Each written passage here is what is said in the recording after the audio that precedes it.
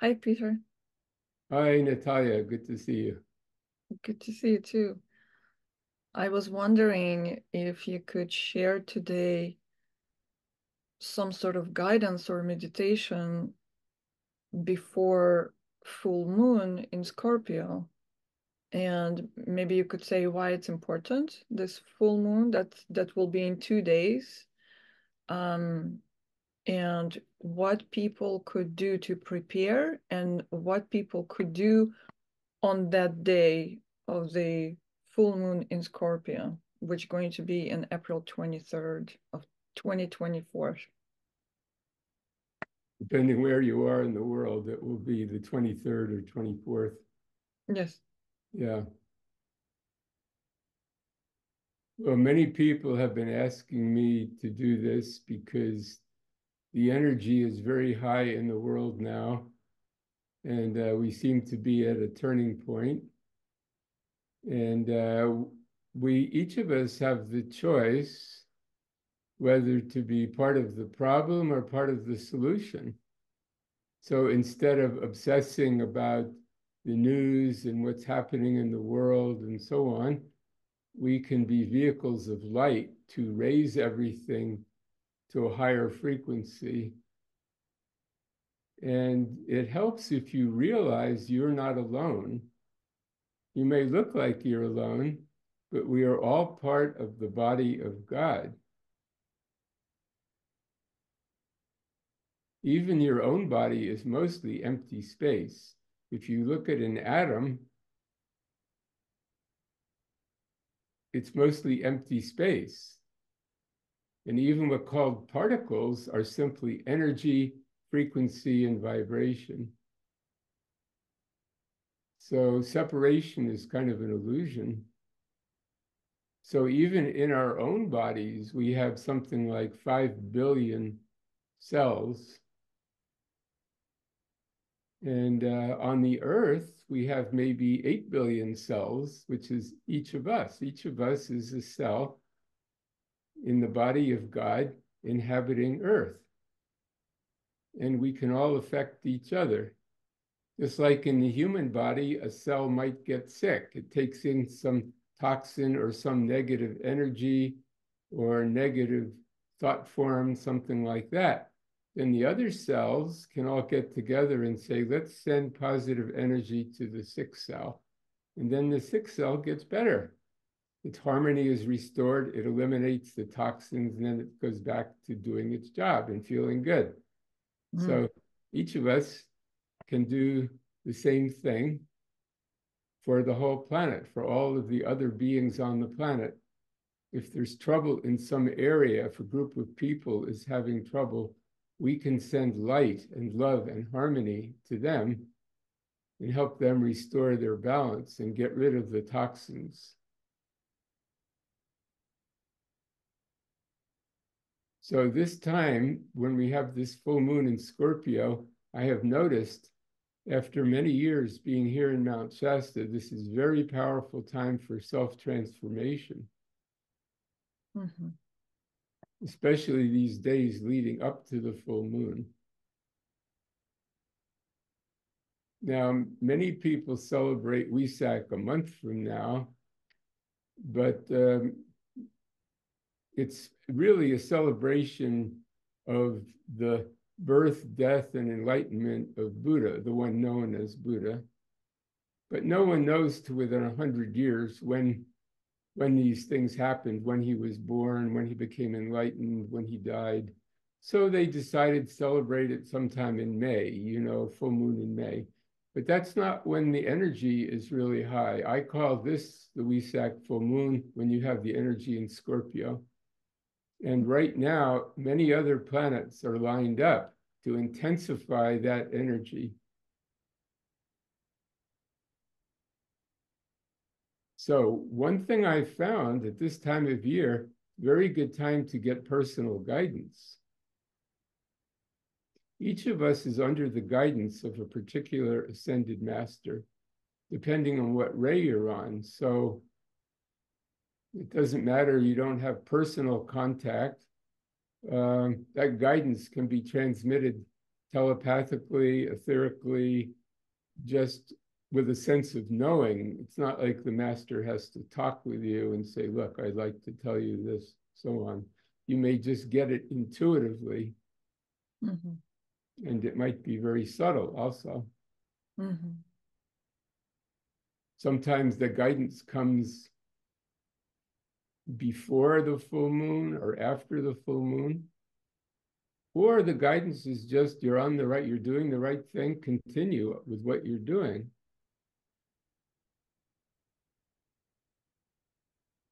So don't be disappointed if you don't hear a voice or you see a hand come down out of the sky saying, go here, do that. One thing you can do, though, is send this healing energy to other beings on the planet. And this can be felt. If we get even 1% of the population meditating, this can bring world peace. And if it doesn't bring world peace, it can bring peace to you, peace to your world. Can you teach us how to do that? Yes, thank you. So first step would be to still the mind. And I'm going to say, this does not, you do not have to imagine you are in a particular place. Like some years I say, let's go to the Royal Teton, which is, you can read about in Unveiled Mysteries, the last chapter in Unveiled Mysteries. There's an Ascended Master retreat there. And they describe it. Godfrey Ray King describes it in the book. You can imagine you're going there, ask to go there, and that's fine, but know that your higher self is there and is receiving the guidance. And so the first step is connect with your own I am presence, your own God self. So again, each of us is like a ray from the sun. That ray has everything in it that the sun has. So as we meditate, we start to go back. We connect with that ray of light. It's anchored in the heart, but it goes back up through the top of the head, goes up into the higher mental body, up into the Christ self, and finally into that ball of light that is the God presence. I have a picture on the wall behind me of that. Mm. So first step is to still the mind. So there are many ways to still the mind. One of my favorites is just to observe the in-breath and the out-breath. You feel the rise and fall of your chest. You can have the eyes slightly open, sort of looking down, or you could have the eyes closed. I like it just to have the eyes slightly open and the tip of the tongue against the roof of the mouth. And you just feel that rise and fall. And you can think in breath, out breath. In breath, out breath. Then after a while, you might have a thought, like nothing's happening. Well, you label that as the thought. Then back to the breath. And you think, I wonder what I'm going to do tonight. Or, was that my phone I heard? That's a thought. Let it go. Back to the breath. In breath, out breath. So you're just observing these thoughts going by, and gradually the thoughts go slower and slower.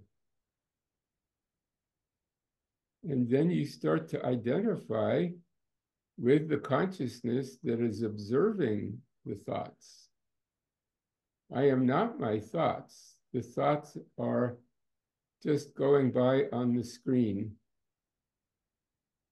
But the observer is the consciousness of my true self, or you can call it the Buddha mind.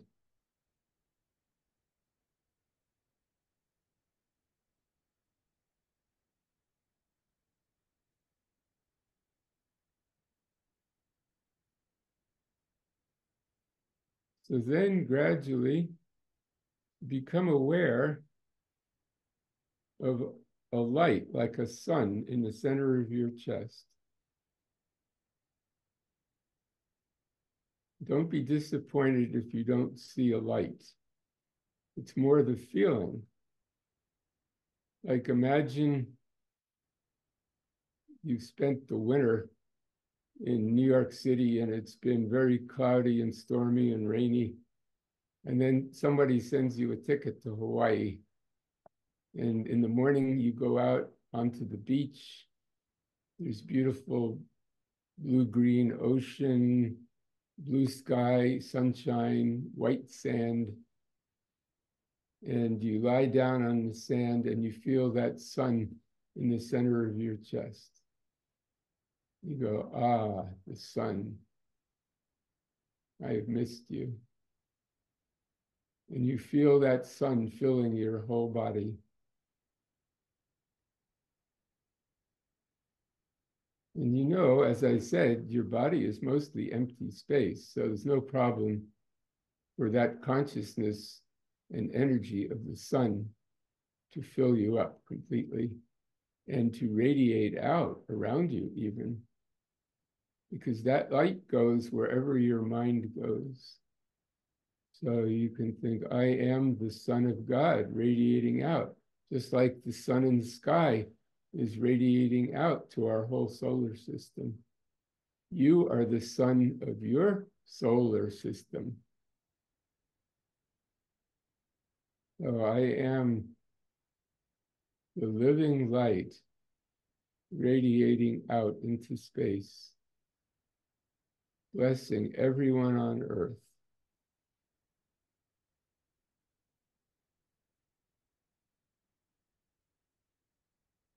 I am radiating out through the whole solar system, through the whole galaxy, even through the entire universe. I am the consciousness of God filling all space.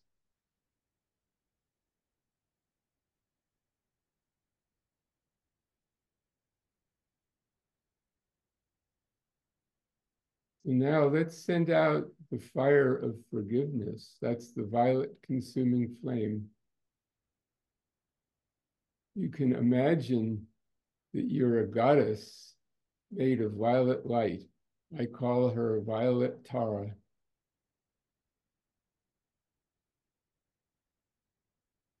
She's very etheric. You can think of her as Saint Germain's twin ray, a being of pure violet light. And you say, I am one with Violet Tara, sending the violet consuming flame out to the entire earth, wherever needed.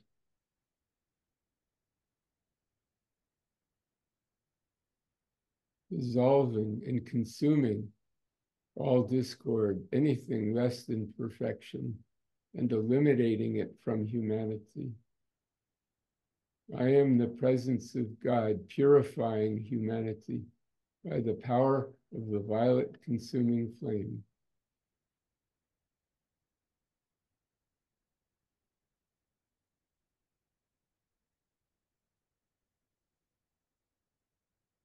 Then you can invoke Archangel Michael, who has a sword of blue flame, and he wields that in a circle, and he has other angels that assist him also with swords of blue flame. And you can call on the blue lightning of divine love to blaze forth wherever needed, to eliminate all evil, all discord, all disharmony from the earth. By the power of God, which I am, I thank you, Archangel Michael, and it is done.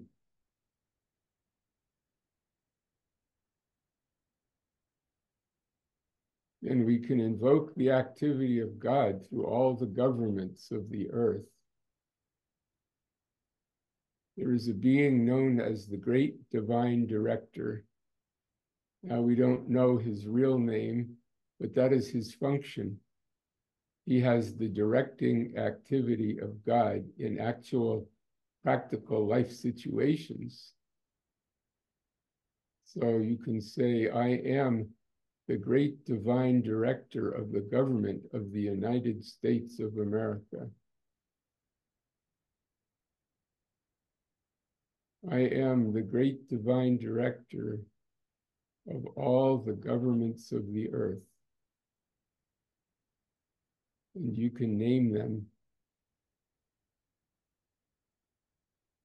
I am the great divine director of the governments of Russia and Ukraine. I am the great divine director of the governments of Israel, Iran, Syria, Jordan, Libya, Turkey, Iran, Egypt, all the countries of the Middle East, all the countries of Europe, of Japan, of China, North and South Korea, Australia, New Zealand, every country, I invoke the great divine director of their government to establish peace, harmony, order, love, wisdom, by the power of God, which I am.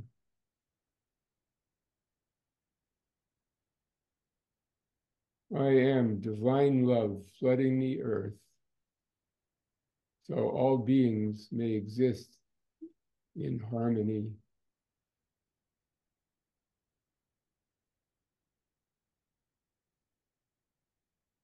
I thank you, God, and it is done. You can do this for as long as you wish, or as many times a day as you wish. I do it at least for an hour in the morning when I wake up and in the evening before I go to bed.